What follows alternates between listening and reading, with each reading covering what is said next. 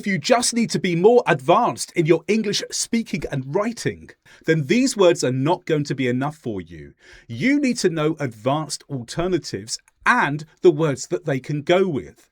When two words commonly go together, that's called a collocation. And in this video, I'm going to teach you 250 of these in advanced English. These collocations can be used instead of words like big.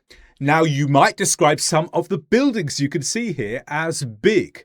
But if you want to use big in an exam, you might want to use one of these more advanced alternatives instead. Colossal, substantial, considerable, sizable, extensive. But which words will collocate with them and which words will not? Well, with colossal, you can say colossal amount, colossal damage, and colossal moment. All of these words collocate with colossal. Many of the same words collocate with substantial, but not all of them. You can have a substantial amount and a substantial damage, but not substantial moment. Substantial portion would work instead. And with considerable, again, amount and damage both collocate with considerable and considerable portion. But these words do not collocate. You shouldn't say a colossal portion. I had a colossal portion of cake. No. Instead, you need to say a substantial portion of cake, or a considerable portion of cake, or some other words that I've not listed here, but definitely not a colossal portion of cake. That does not collocate. And generally with words that mean something very, very small, they do not collocate with these words that mean big because they're opposites. So we'd never say, oh, I saw a colossal speck of dust, or a substantial speck, or a considerable speck. You would not do that. What about moment, though? Now, we said we could say colossal moment, but not a substantial moment or a considerable moment. You need to stick with colossal. Now, how about sizable and extensive? Well, you can have sizable amount and an extensive amount, sizable damage and extensive damage. But then we get to some differences. A sizable crowd, an extensive portion. But words that do not collocate are sizable happiness. We would not say sizable with a quality of how you feel, like happiness. And we wouldn't say an extensive crowd, because extensive talks about the breadth of something, how much something spreads out. But we could say a sizable crowd. Don't use happiness with extensive either.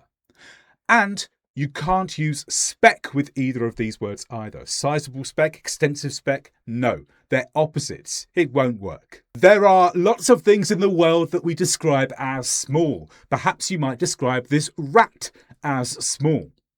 But there are so many advanced alternatives, such as minuscule, trivial, inconsequential, meagre, and minute. Some of them refer to physical qualities and some of them refer to the effects. But let's look at how they can collocate with other words, starting with minuscule. You can have a minuscule difference where the difference is really, really small. A minuscule amount and a minuscule proportion. All of these describe things that are very, very small. Now, with trivial, we have some of the same words, so trivial difference, trivial amount, but trivial is not just to do with physical quality, it's also to do with how much something means. And trivial often means something that means not very much, that's not very important to someone. So we can have a trivial matter, something that is not particularly important, a matter that's not particularly important. Now, inconsequential has similarities too. So we can say an inconsequential magnitude, inconsequential amount again, and you can also have an inconsequential remark. But you cannot collocate in these ways. You cannot have a minuscule matter. It needs to be a trivial matter. And you can't have a minuscule remark. It needs to be an inconsequential remark if it's something that's small in terms of its effect. We don't say a trivial proportion or an inconsequential significance. There's a bit of a contradiction here. If something's significant, it can't be inconsequential. Words such as bulk that describe large items don't tend to work with trivial and inconsequential either, because again, there's a sense of contradiction, large and small in the same utterance. How about meagre and minute? Meagre, very little. Minute, very small. You can have a meagre income, very small amount of income, a meagre amount, and meagre evidence. And because now we're talking about small words, speck works. So a minute speck of dust, a minute amount, and a minute significance. Now notice this is minute. Listen to the pronunciation. It's different to minute. Minute is to do with time. Minute, same spelling, different pronunciation, means something very small. But there are some words that won't collocate with these. So you cannot have a meagre matter or meagre magnitude. And you cannot have minute evidence. It needs to be meagre evidence. And you cannot have minute magnitude again. And you can find out lots more about Advanced English by taking my Advanced English Grammar course for C1 or C2 level students. There's a link in the video description if you want to find out more. If you see this sign, you've probably done something well. But there are more advanced words than well that we can use. Effectively, you've done it competently. Deftly, that's to do with the skills that you have. Thoroughly, you've done it to the fullest extent, and harmoniously in a way that builds good relations with others. They don't all collocate with the same words though. So effectively and competently both collocate with manage. You can effectively manage something or someone, and you can competently manage something or someone. Effectively also goes with reduce and effectively eliminate. Competently with perform, competently with function.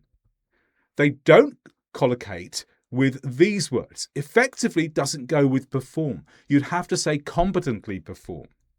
And effectively qualified. You're never effectively qualified. Those don't go together.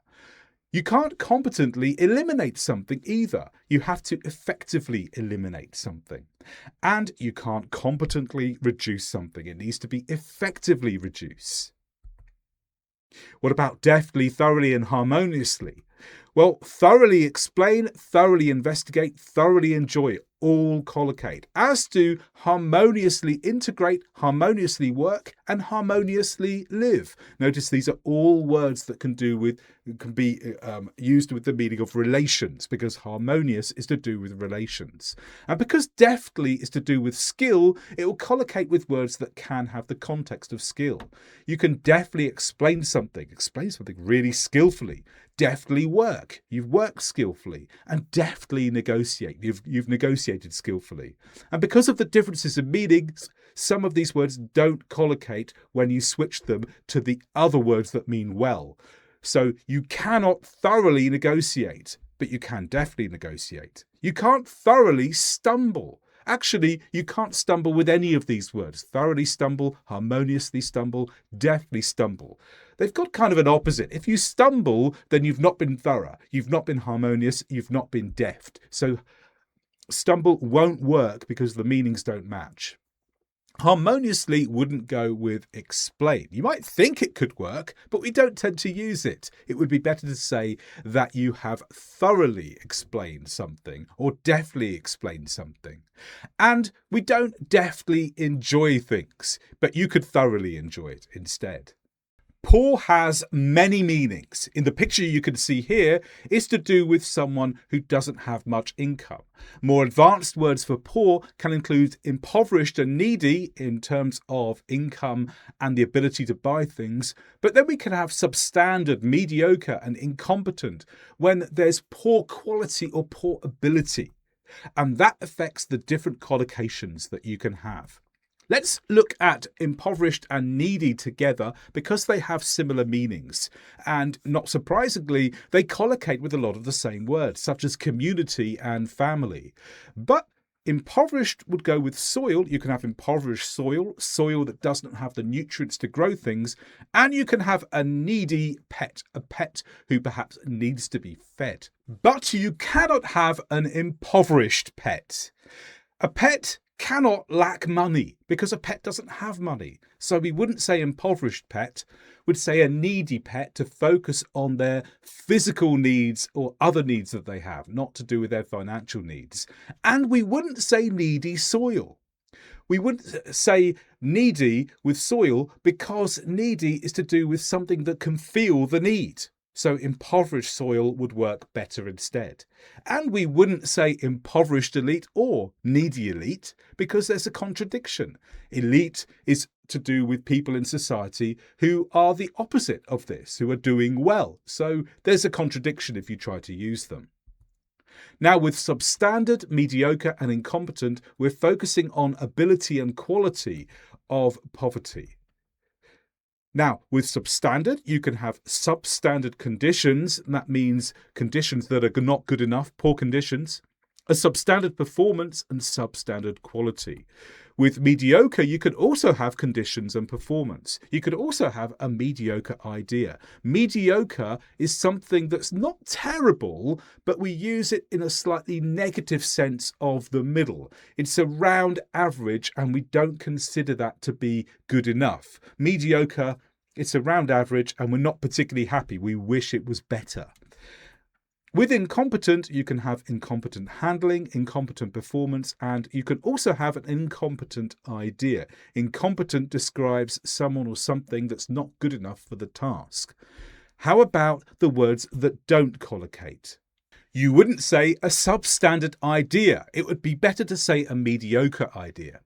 And we wouldn't use substandard or mediocre with words such as hope. Substandard, lacking in quality, a hope that's lacking in quality just doesn't tend to happen because when you have a hope, you're hoping for something good usually. You wouldn't say mediocre wisdom either. That does not collocate. You'd want a more positive word to go with wisdom because wisdom is considered something positive, good ideas. Incompetent wouldn't go with quality and conditions. Incompetent would go more with the ability rather than the quality of something. There cannot be a word that's more general and informal in English than the word thing. Thing is what we tend to say about something when we don't know how to describe it. But even thing can be made more advanced. Object, entity, matter, issue and aspect can all replace thing, object and entity when it's to do with something physical or real, matter, issue, abstract, aspect when it's more abstract. Let's look at how object and entity collocate with other words first of all. Well, you can have a distinct object, something that's separate from another. You can have a household object, an object which is generally found in a house. And a flying object is an object that moves through the air. You could have a distinct entity as well, a separate entity, one from something else. But the words that collocate with entity tend to be more formal and more professional and more official, such as a corporate entity and a legal entity. And because of this distinction, we wouldn't tend to use legal and corporate with object. A legal object, a corporate object is very, very unlikely to happen in English. With entity, some of these physical words don't collocate. We don't have a flying entity or a household entity either. Moving on to matter, issue and aspect, where we're looking at ideas and thoughts rather than physical matters. Serious matter, urgent matter and subject matter all collocate. Let me focus on subject matter. Subject matter, well, on a course, your subject matter could be the subject that you're studying. Matter means simply to do with the word that comes before. And matter can also be physical here. So subject matter, in this case, matter could actually refer to a physical item. And that makes subject matter collocate, but this will not collocate with some other words.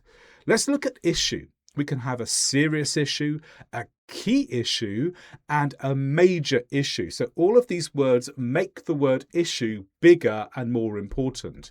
And aspect also has similar features to it. A crucial aspect, a key aspect, and a central aspect, crucial, key, and central, all tell you that the aspect is significant and important in some way.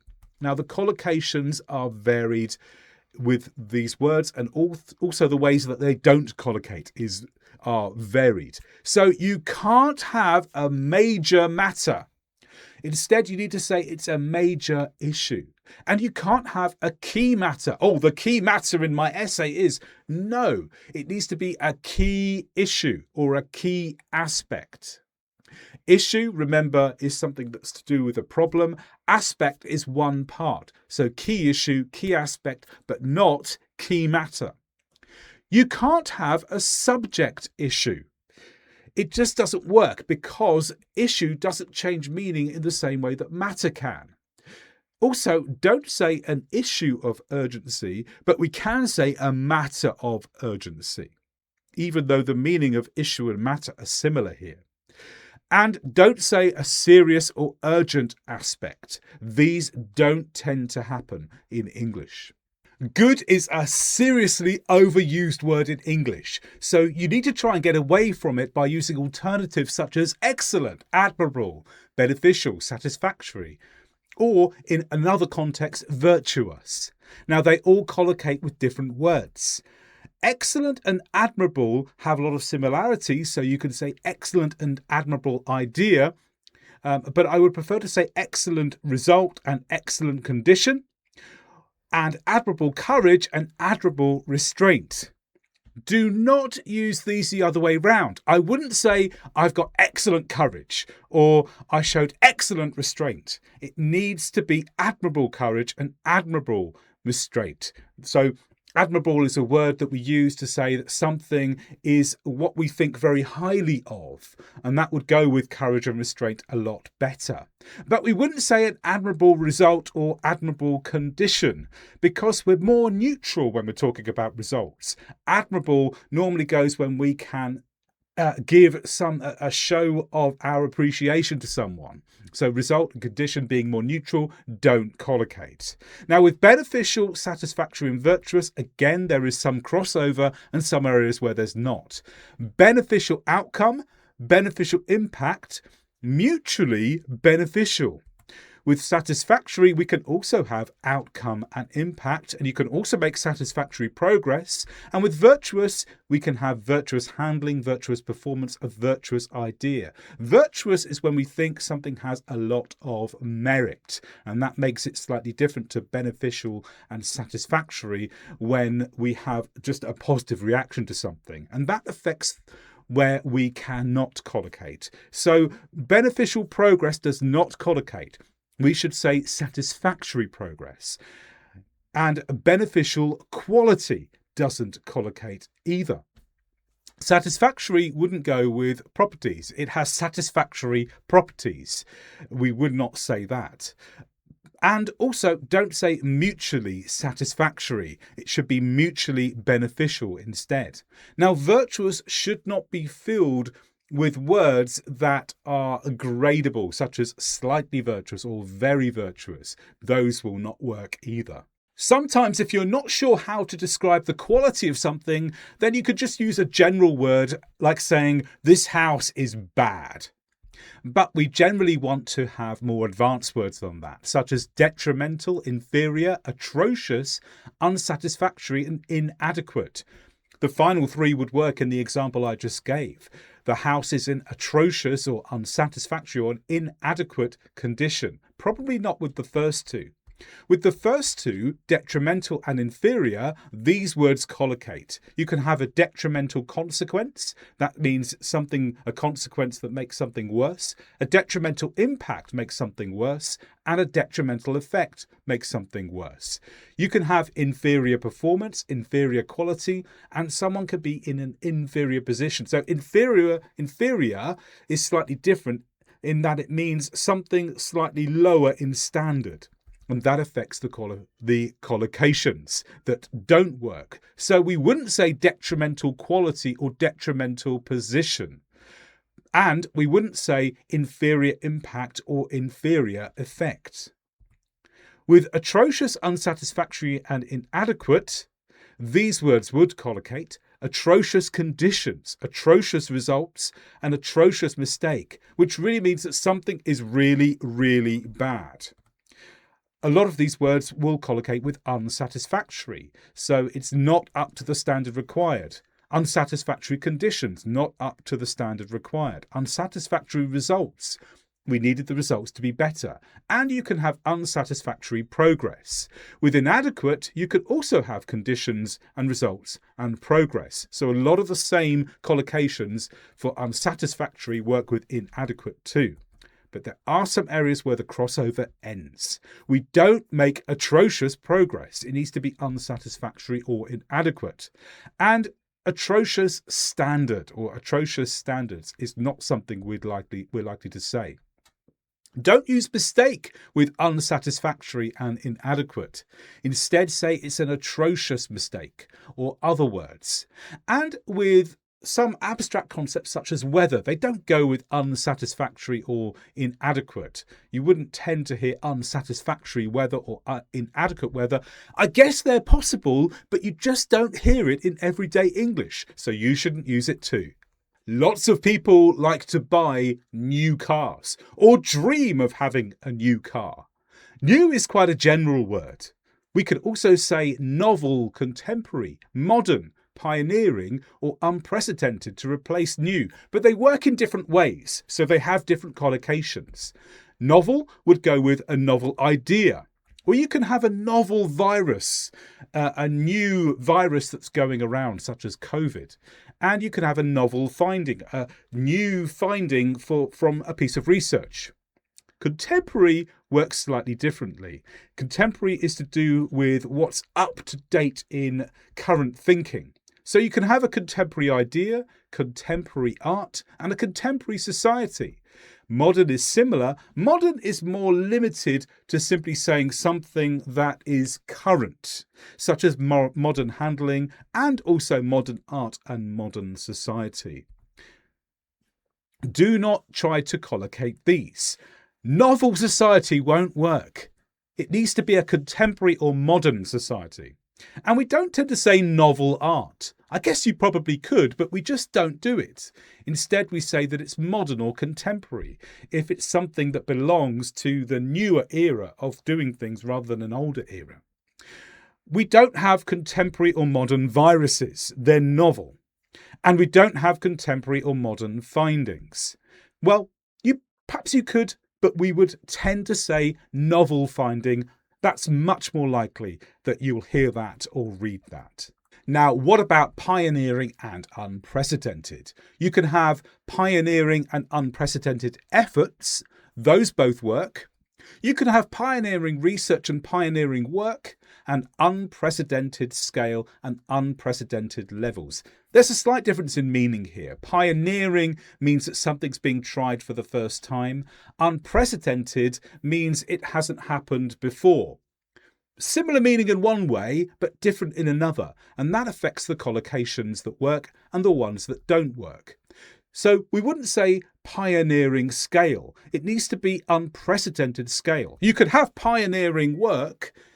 The amount of pioneering work is at an unprecedented scale. Unprecedented scale means there's a lot of this happening, but pioneering needs to go with the actual new ideas and efforts. So not pioneering scale and not pioneering levels. And also, I wouldn't say unprecedented work or an unprecedented role. What can be older than the pyramids in Egypt?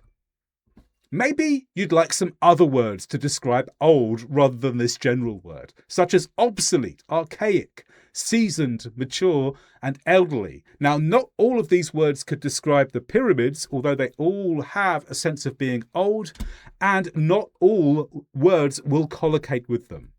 Let's start with obsolete and archaic. Similar meanings, but also slightly different. Obsolete is with something that used to be something working but doesn't work anymore. Archaic is something that's considered very, very old but might possibly still be continuing. So an obsolete language is a language that's not used anymore. An archaic language is a very, very old language with no comment on whether it's used or not now. Obsolete device, that could be a phone that just doesn't work anymore because the software isn't capable. but archaic technology may still be used, but it just doesn't work very well. Obsolete parts that are no longer used because everything's just moved on in time and in progress. And you can have an archaic mindset. That means your way of thinking is very, very old-fashioned. So similarities and differences, and that leads to some of the words that won't collocate. So you wouldn't have an obsolete mindset, because a mindset will never have to go out of date. It's always possible for someone to have a particular way of thinking, which is what mindset means. It could be archaic, but it wouldn't be obsolete because it's still possible to have it. Similarly with intelligence, you can have archaic intelligence, very old-fashioned, historical, perhaps not useful anymore, but it wouldn't be obsolete because it's not beyond being used. Also, we wouldn't use archaic parts or an archaic device. You may possibly hear an archaic device, but it's much more likely to be obsolete because we're focusing on the fact that it doesn't have a purpose anymore. Now, seasoned, mature, and elderly. Again, these are words that are grouped together with slight differences. They all mean something that has lasted a long time, particularly with people that have lasted a long time in their lives, who are at an older stage of life. Now, seasoned is something that you say to do with someone who's got a lot of experience. They're not necessarily of a very, very old age, but they simply have a lot of experience. So they're good at something because of that experience. So you can have a seasoned veteran. So a veteran is someone who often in the military has been in the military for a very long time. You can have a seasoned professional and a seasoned campaigner, someone who's been campaigning for a very long time so they understand it well. Now, all of these people tend to be mature, but mature will often collocate with words such as these. A mature approach, mature audience, those are both using the word mature, meaning someone who can handle things properly because they've lived a long time. They have the experience to take a good approach because they've been doing it a long time. And a mature audience is an audience that, because of their age, are able to cope with things that a less mature audience can. You can also have a mature animal. That's an animal that's older. Now, with elderly, that tends to go with people. So an elderly audience, an elderly population would be a larger group of people in an area, and perhaps an elderly couple. And these slight differences affect what don't collocate. So you wouldn't have a seasoned audience. It needs to be elderly because it focuses more on the people themselves, also the mature audience. Seasoned audience simply doesn't collocate. And a seasoned approach is not likely either. It's more likely, if you want to describe someone who's got an approach based on lots of life experience, say a mature approach. We wouldn't have mature veteran or a mature professional. We would prefer to say seasoned veteran and seasoned professional to emphasize the fact that this is kind of a respected thing. And elderly approach doesn't collocate, and we don't tend to say elderly animal. If we want to talk about an older animal, say a mature animal. What could be more basic and general than the word very? Some advanced alternatives are exceedingly, especially, vastly, immensely, and overly. Now, let's start off by looking at exceedingly and especially. These words collocate with especially. We can say especially important, especially useful, especially hard. Now, a lot of these same words collocate with exceedingly, exceedingly important, exceedingly useful. But notice exceedingly high. And this does not collocate with especially. You're very, very unlikely anywhere in an English book or in English speaking to come across the phrase especially high. We just don't tend to say this. We also don't tend to say exceedingly equal. Exceedingly expresses something of a very great amount, and equal doesn't really fit with that. And we're also unlikely to say especially equal too. Also with words that describe absolutes. We're very, very unlikely to say especially impossible or exceedingly impossible.